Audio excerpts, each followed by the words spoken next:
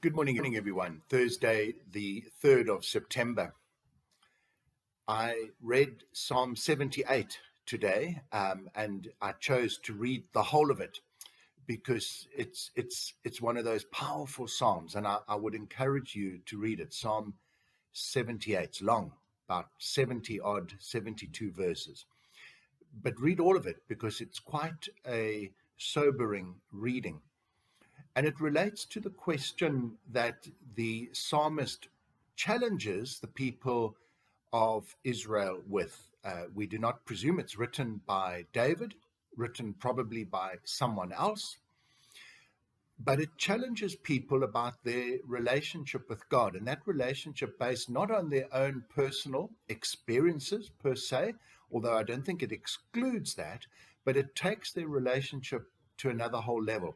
It's based on their relationship with God because of the covenant that God made with the people, that God came to the people of Israel and said, if you will do for me what I ask, be witnesses and messengers of my presence throughout the world, then I will be with you and I will guide you and guard you and protect you and bless you.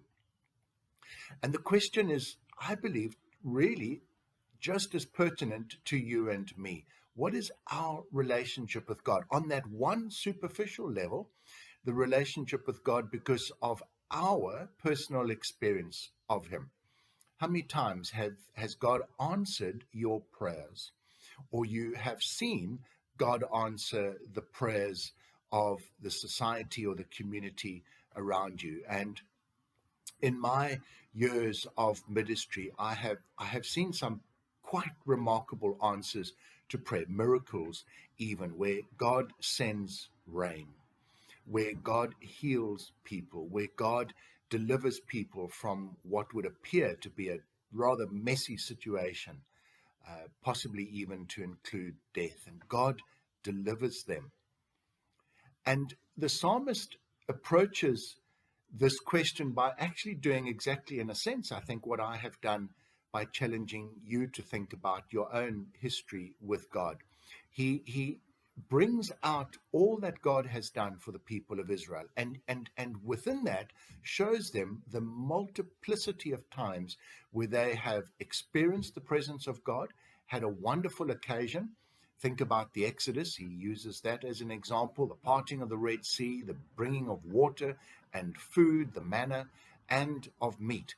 And yet immediately after that, the people of Israel turn their backs on God. They lose faith. And that's my fear.